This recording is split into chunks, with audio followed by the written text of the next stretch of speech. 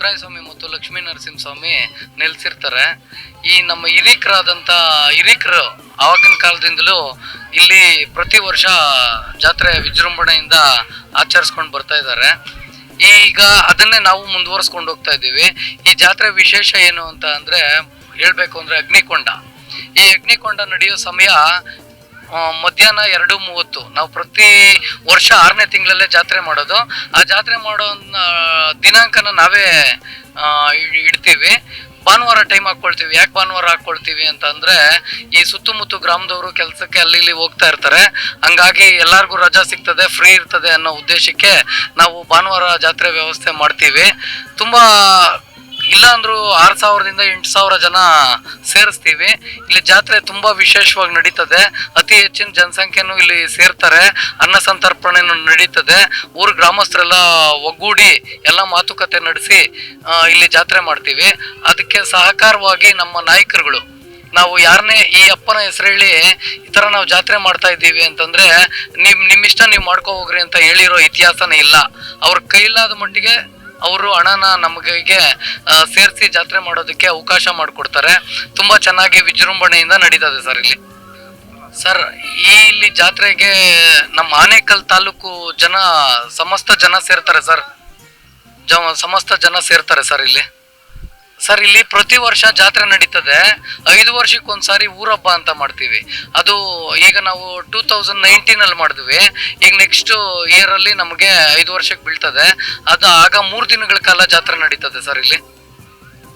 Sir ಅಲ್ಲಿ 5 ವರ್ಷಕ್ಕೊಂದ್ಸಾರಿ ಅಂದ್ರೆ ಗ್ರಾಮ ದೇವತೆಗಳಿಗೆಲ್ಲ ಸೇರಿ ಊರಬ್ಬ ಅನ್ನೋ ಇದ್ರಲ್ಲಿ ಮಾಡ್ತಾರೆ. ಹಂಗಾಗಿ ದೀಪೋತ್ಸವ ಇರ್ತದೆ. ಅದಕ್ಕೆ 5 ವರ್ಷಗಳ ಒಮ್ಮೆ ಆಗ್ಲಿಂದನೂ ನಡ್ಸ್ಕೊಂಡ್ ಬಂದಿರೋದು ಸರ್. ಅದು ಕಸಬಾ ಹೋಬಳಿ ಗ್ರಾಮದಲ್ಲಿ ಅನಾದಿ ಕಾಲದಿಂದ ನೆಲೆಸಿರುವ ಮುತ್ತರಾಯ ಸ್ವಾಮಿ ಮತ್ತು ಲಕ್ಷ್ಮೀ ನರಸಿಂಹ ಸ್ವಾಮಿ ದೇವಸ್ಥಾನ ಕಟ್ಟಿ 23 ವರ್ಷ ಆಗಿದೆ. ಈ ದೇವರಿಗೆ ತುಂಬಾ ಮಹಿಮೆ ಇದೆ. ತುಂಬಾ ಅಪಾರವಾದ ಭಕ್ತ ಸಮೂಹ ಇದೆ. ಆಮೇಲೆ ಮೊದಲು ಕರಗಲಘಟ್ಟದಲ್ಲಿ ಈ ದೇವರ ಒಂದು ಜಾತ್ರೆ ಅಲ್ಲಿ ನಡೀತಾ ಇತ್ತು. ಅಲ್ಲಿಂದ ಇಲ್ಲಿ ಒಂದು ದೇವ್ರದ ಒಂದು ಉದ್ಭವ ಮೂರ್ತಿ ಅಲ್ಲಿದೆ. ಆ ಕಡೆ ಸೊಪ್ಪಳ್ಳಿ ಗ್ರಾಮದಿಂದ ಈ ಕಡೆ ಬರುತ್ತೆ. ಅಲ್ಲಿ ಪೂಜೆ ಮಾಡ್ತಾ ಇದ್ವು. ಅಲ್ಲಿಂದ ಅಲ್ಲೋಗಿ ಅಲ್ಲಿ ಮಂಡಪ ಹಾಕೊಂಡು ಅಲ್ಲಿಂದ ಅಗ್ನಿಗೊಂಡದಲ್ಲಿ ಗಂಗೆ ಪೂಜೆ ಮಾಡ್ಬಿಟ್ಟು ಅಲ್ಲಿಂದ ಬರ್ತಾರೆ. ಬಂದು ಅಗ್ನಿಗೊಂಡದಲ್ಲಿ ಮತ್ತೆ ಎಲ್ಲ ಊರಿನ ಎಲ್ಲ ಗ್ರಾಮದ ದೇವತೆಗಳು ಇಲ್ಲಿ ಒಳಮಿಟ್ಕೊಂಡು ಬಂದು ತೀರ್ಥ ಪ್ರಸಾದ ಸ್ವೀಕರಿಸ್ತಾರೆ. ಮುತ್ತರಾಯ ಸ್ವಾಮಿ ಜಾತ್ರೆ ವಿಶೇಷ ಇನ್ನು ತುಂಬ ಚೆನ್ನಾಗಿ ವಿಜೃಂಭಣೆಯಿಂದ ನಡೀತದೆ. 3 ದಿವಸ ಇದೆ ದೇವ್ರದ ಜಾತ್ರೆ. ಮೊದಲನೇ ದಿನ ಬಂದು ಎಲ್ಲ ದೇವ್ರಿಗೆ ಹೋಮ ಇದೆ. ಆಮೇಲೆ ಮತ್ತೆ ಅಭಿಷೇಕ ಇದೆ. ಮತ್ತೆ ತೀರ್ಥ ಪ್ರಸಾದ ವಿನಿಯೋಗ ಇರುತ್ತೆ ಫಸ್ಟ್ ದಿವಸ. 2ನೇ ದಿವಸ ದಾಸಪ್ಪನವರು ಇವರು ಆಮೇಲೆ ಊರಿನ ಎಲ್ಲ ದೇವರುಗಳಿಗೂ ಮೈಕ್ ಸೆಟ್ಟು ಇದು ದೀಪಾಲಂಕಾರ ಮತ್ತೆ ದೀಪದಾರ್ತಿಗಳು ಮಾಡ್ತಾರೆ. ಆಮೇಲೆ 3ನೇ ದಿನ ಇಲ್ಲಿ ಕೊಂಡ ಹಾಕಿ ಒಳಮಿಡ್ತಾರೆ. ಸರಿ, ರಥೋತ್ಸವ ಇಲ್ಲ. ಪಲ್ಲಕ್ಕಿಗಳು ಸಂಜೆಗೆ 10 ಪಲ್ಲಕ್ಕಿ ಎಲ್ಲ ಊರಿನ ಗ್ರಾಮಸ್ಥ ಎಲ್ಲ ದೇವರುಗಳು ಪಲ್ಲಕ್ಕಿ ನಡೀತದೆ. ಬಸವೇಶ್ವರ ಸ್ವಾಮಿ ಆಮೇಲೆ ಮರಿಯಮ್ಮ, ಕಾವೇರಮ್ಮ, ಎಲ್ಲಮ್ಮ, ಮತ್ತೆ ಎನ್ನಾಗರದ ಎಲ್ಲಮ್ಮ ದೇವರು, ಲಕ್ಷ್ಮೀ ನರಸಿಂಹಸ್ವಾಮಿ ಎಲ್ಲ ದೇವ್ರ ಪಲ್ಲಕ್ಕಿಗಳು ಮಹದೇಶ್ವರ ಪಲ್ಲಕ್ಕಿ ನಡೀತದೆ. ನಮ್ಮ ಹೆಸರು ಚನ್ನಬಸವರಾಧ್ಯ ಅಂತ, ಇಲ್ಲಿ ಅರ್ಚಕರು. ನಮ್ಮ ಹೆಸರು ನಾಗರಾಜ್ ಅಂದ್ಬಿಟ್ಟು. ನಮ್ಮ ಯಲ್ಲಮ್ಮನ ಪಳ್ಳೆ. ನಾವು ಈ ಭಗವಂತನು ಎಷ್ಟೋ ತಲಂತರ ಬಂದಿರೋದು, ತಲೆಮಾರು ಬಂದಿರೋದು ನಮ್ಮ ಹೊಲದಲ್ಲಿ ಫಸ್ಟ್ ಪೂಜೆ ಅಪ್ಪನಿಗೆ. ಅಂದ್ರೆ ಈ ಆಗಿನ ಕಾಲದಲ್ಲಿ ಅಲ್ಲಿ ಮಹಾರಾಜರ ಕಾಲದಿಂದ ನಡ್ಕೊಂಡ್ ಬಂದಿರೋಂಥದ್ದು ನಮ್ಮ ಜಮೀನಲ್ಲಿರೋದು. ಅಲ್ಲಿ ದೇವಸ್ಥಾನ ಕಟ್ಬಾರ್ದಂತ ಇಲ್ಲಿ ಶಿಫ್ಟ್ ಮಾಡಿದ್ದಾರೆ. ಅಲ್ಲಿ ಭಗವಂತನು ಶಾಶ್ವತವಾಗಿದ್ದಾನೆ. ಈ ಸ್ವಾಮಿ ಮುತ್ತರಾಯ ಸ್ವಾಮಿ ನಮ್ದವ್ರಿಗೆ ಯಾರಿಗೂ ತೊಂದರೆ ಆಗ್ತಾ ಇಲ್ಲ, ಎಲ್ಲರನ್ನು ಕೈ ಹಿಡಿತಾನೆ. ಮುತ್ತರಾಯ ಸ್ವಾಮಿ ಅಂದ್ರೆ ಮುತ್ತರಾಯ ಸ್ವಾಮಿ, ಆಂಜನೇಯ ಸ್ವಾಮಿ, ಮುತ್ತರಾಯ ಸ್ವಾಮಿ ಅಂತ ಇಟ್ಟಿರೋದು ಹೆಸರು.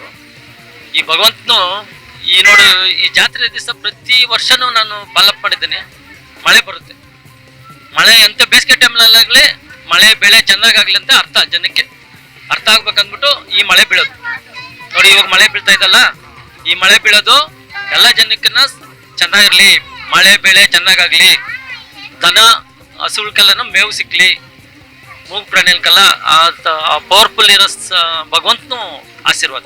ಮುತ್ತರಾಯ ಸ್ವಾಮಿ ಜಾತ್ರೆ ನಡೀತದೋ ಆಗಿನ ಕಾಲದಲ್ಲಿ ಹಳೆ ದೇವಸ್ಥಾನ ಬಿದ್ದೋಗಿದೆ, ಅಲ್ಲಿ ಕಂಬಗಳಿದಾವೆ. ಆ ಕಂಬಳಲ್ಲಿ ಸುತ್ತು ಕಲ್ಲುಗಳಿರೋದ್ರಿಂದ, ಕಂಬ ಇರೋದ್ರಿಂದ ದೇವಸ್ಥಾನ ಬಿದ್ದು ಕಲ್ಲುಗಳು ಹಂಗೆ ಇದೆ. ಅದೇ ನಮ್ಗೆ ಅಲ್ಲಿ ಪೂಜೆ, ಫಸ್ಟ್ ಪೂಜೆ ನಮ್ದೇನೆ.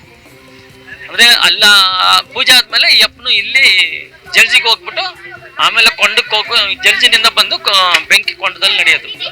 ಇಡೀ ನನ್ನ ಗೊತ್ತಿದ್ದಂಗೆ ಇಡೀ ನಮ್ಮ ಕರ್ನಾಟಕದಲ್ಲಿ ನೋಡ್ದಂಗೆ ಈ ಅಪ್ಪನು ಈ ತರ ಮೈ ಮೇಲೆ ಪವರ್ಫುಲ್ ಇರೋದು ನಾನು ಇಲ್ಲೇ ನೋಡಿದ್ದೆ. ಒಂದು ಸುಮಾರು ಅಂದ್ರೆ ಒಂದು 25-30 ಜನಕ್ಕಂಟ ಮೈ ಮೇಲೆ ಬರುತ್ತೆ. ಇಲ್ಲಿ ಯಾರು ಮೈ ಮೇಲೆ ಬರುತ್ತೆ ಅಂತ ಅಂದ್ರೆ ಮೈ ಮೇಲೆ ಬಂದ್ರೆ ಅವು ಭಕ್ತರ ಮೇಲೆ ಮೈ ಮೇಲೆ ಬರುತ್ತೆ. ಆ ಅಪ್ಪನು ನಮ್ಮಿರೋವ್ರ ಭಕ್ತರ ಮೇಲೆ ಮೈ ಮೇಲೆ ಬರುತ್ತೆ. ಆ ಕತ್ತಿಗಳಲ್ಲಿ ಹೊಡ್ಕೊಳೋದು ನೀವು ವಿಡಿಯೋ ಮಾಡಿದ್ದೀರಾ ಅನ್ನೋ ಗೊತ್ತಿಲ್ಲ. ವಿಡಿಯೋ ಮಾಡಿದ್ರೆ ಎಲ್ಲರಿಗೂ ಇದು ಮಾಡಿದ್ರೆ ಈ ಭಗವಂತ ಇನ್ನ ತಲೆಮಾರನು ಜನಸಂಖ್ಯೆ ಜಾಸ್ತಿ ಆಗಿ ಈ ಅಪ್ಪನಿಗೆ ಸಾಷ್ಟವಾಗ ನಂಬ್ತಾರ ಜನ. ಪವರ್ಫುಲ್ ಇದೆ ಈ ಅಪ್ಪ, ಚಿಕ್ಕಮನಿ ಅಪ್ಪ ಅಂತ. ಮೂರು ಲಿಂಗಾಪುರ. ಇಲ್ಲಿ ಜಾತ್ರೆ ನಡೆಯೋದು ವಿಶೇಷತೆ ಏನು ನಡೆಯುತ್ತೆ ಸರ್? ಇಲ್ಲಿ ಈ ದೇವರ ಮಹಿಮೆ ಅಷ್ಟೇ, ಏನು ಇಲ್ಲ. ಅಯ್ಯಪ್ಪನ ಇಷ್ಟ ಯಾರ ಮೇಲೆ ಮಹಿಮೆ ಇದೆ ಅವ್ರ ಮೇಲೆ ಮೈ ಮೇಲೆ ಬರ್ತದೆ. ಅವರು ದೇವ್ರ ಭಕ್ತಿಗೆ ಪಾತ್ರರು. ಮೈ ಮೇಲೆ ದೇವ್ರು ಬರುತ್ತೆ ಇಲ್ಲಿ. ಬರುತ್ತೆ. ಹಾಗಾಗಿ ನೀವು ಚಿಕ್ಕ ಹುಡುಗರಿಂದ ನೋಡಿದೀರಾ? ಚಿಕ್ಕ ಹುಡುಗರಿಂದ ಅಷ್ಟೇ, ನಮ್ಮ ತಾತ ಮುತ್ತಾತ ಅವ್ರ ಕಾಲದಿಂದನೂ ನಡ್ಕೊಂಡು ಬಂದವ್ರೆ. ನಮಸ್ಕಾರ ಸರ್. ಮಹಾಲಕ್ಷ್ಮಿ ಮುತ್ತರಾಯ ಸ್ವಾಮಿ ದೇವಸ್ಥಾನದಲ್ಲಿ ಅನೇಕ ವರ್ಷಗಳಿಂದ ಜಾತ್ರೆ ಮಹೋತ್ಸವ ನಡೀತಾ ಇರುತ್ತೆ. ಇಲ್ಲಿ ಕೇವಲ ಲಿಂಗಾಪುರ ಗ್ರಾಮಸ್ಥರು ಮಾತ್ರ ಭಾಗಿಯಾಗೋದಿಲ್ಲ, ಸುತ್ತಮುತ್ತಲಿನ ಎಲ್ಲ ಹಳ್ಳಿಗಳ ಜನಗಳು ಬಂದು ಇಲ್ಲಿ ಭಾಗಿಯಾಗಿ ಜಾತ್ರೆಯನ್ನು ತುಂಬಾ ಅದ್ದೂರಿಯಾಗಿ ನಡೆಸ್ಕೊಡ್ತಾರೆ. ಇಲ್ಲಿ ಶನಿವಾರ ನೈಟೇ ಎಲ್ಲರೂ ಹೋಮಗಳು, ಇಲ್ಲಿ ಮುತ್ತರಾಯ ಸ್ವಾಮಿಗೆ ಹೋಮಗಳು ಮತ್ತೆ ಮಾರಮ್ಮ ದೇವಿಗೆ ಅಲ್ಲಿ ಊರ ಹತ್ರ ಅವ್ರಿಗೂ ಸಹ ಹೋಮಗಳೆಲ್ಲ ಮಾಡ್ತಾ ಇರ್ತಾರೆ. ಇಂದಿನಿಂದ ಯಾವ ತರ ಅವರು ಆಚರಣೆ ವಿಚಾರಗಳೆಲ್ಲ ನಡ್ಸ್ಕೊಂಡ್ ಬಂದಿದ್ದಾರೋ ಅದನ್ನೇ ಕಂಟಿನ್ಯೂ ಆಗಿ ಇವಾಗೂ ಮಾಡಿಸ್ಕೊಂಡು ಹೋಗ್ತಾ ಇದ್ದಾರೆ. ನಮ್ಮಮ್ಮ ಅವ್ರ ಕಾಲದಿಂದನೂ ಅವರು ಹೇಳ್ತಾರೆ ಈ ತರ ನಡೆದಿತ್ತು ಅಂತ. ಇವಾಗ ಅದನ್ನ ನೋಡ್ತಾ ಇದೀವಿ, ಮುಂದೆನೂ ಇದು ನಡೆಯುತ್ತೆ, ತುಂಬಾ ವಿಜೃಂಭಣೆಯಿಂದ ಇದು ನಡೆಯುತ್ತೆ. ಹಾಗಾಗಿ 3 ದಿವಸದಿಂದ ಜಾತ್ರೆ ನಡೀತಿದೆ. ಇವತ್ತು ಕೊನೆಗ ನಾಳೆ ಕೊನೆನಾ ಮೇಡಮ್? ಇದು ಇವತ್ತು ಸರ್, ಇವತ್ತು ಕೊನೆ ಆಯ್ತಾ? 5 ವರ್ಷಕ್ಕೊಮ್ಮೆ ಅವ್ರ ಊರಬ್ಬ ಅಂತ ನಾವು ಮಾಡ್ತೀವಿ. ಅದು 5 ದಿನಗಳ ಕಾಲ ನಾವು ಮಾಡ್ತೀವಿ. ಜಾತ್ರೆ ಸೇರಿಸಿ ನಾವು 5 ದಿನಗಳ ಕಾಲ ಮಾಡ್ತೀವಿ. ಊರಬ್ಬ 5 ವರ್ಷ ನಾವು ಮಾಡ್ತೀವಿ. ಇದು ವರ್ಷ ನಾವು ಜಾತ್ರೆ ಕಂಟಿನ್ಯೂಸ್ ಆಗಿ ಮಾಡ್ತಾ ಇರ್ತೀವಿ. ತ್ರೈಲೋಕ್ಯ ಸಂಪ್ರದಾಯಕ್ಕೆ ಸಮುಲ್ಲೇಖನ ವಿದ್ಯೆ ಸಚ್ಚಿದಾನಂದ ರೂಪಾಯ ಶಿವಾಯ ಬ್ರಹ್ಮಣೇ ನಮಃ. ಈ ಸುಸಂತೃತ ಸಮಯದಲ್ಲಿ 101 ತೆಂಗಿನಕಾಯಿ ಹೊಡೆದಿದ್ದು ಕಾರಣ ಏನೆಂದರೆ, ಇವರು ಮಹೇಶ್ ಅಂತ ನಮ್ಮ ಸ್ನೇಹಿತರು. ಅವರು ಹೋದ ವರ್ಷ ಜಾತ್ರೆಯಲ್ಲಿ ಒಂದು ಹರಕೆ ಮಾಡಿಕೊಂಡಿದ್ರು. ಆ ಹರಕೆ ಈ ವರ್ಷ ಜಾತ್ರೆಯಲ್ಲಿ ಈಡೇರಿದೆ. ಆದ ಕಾರಣದಿಂದ ಅವರು 101 ತೆಂಗಿನಕಾಯಿಯನ್ನು ಹೊಡೆದಿದ್ದಾರೆ. ಇಂತಹ ಬಹಳಷ್ಟು ಅದ್ಭುತಗಳು, ವಿಚಿತ್ರ ವಿಸ್ಮಯಗಳು, ಈ ಪವಾಡಗಳು ಈ ದೇವಸ್ಥಾನದ ಶ್ರೀ ಮುತ್ತರಾಯ ಸ್ವಾಮಿಯ ಮಂದಿರದಲ್ಲಿ ನಡೀತಾ ಇದೆ, ನಡೆಯುತ್ತಾನೋ ಬರುತ್ತಾ ಇದೆ ಎಂದು ನಾನು ಈ ಸಮಯದಲ್ಲಿ ಹೇಳ್ತಾ ಇದ್ದೀನಿ. ನಮ್ಮ ಹೆಸರು ಚೇತನ್, ಆರಾಧ್ಯ ಬಸವೇಶ್ವರ ಅರ್ಚಕರು.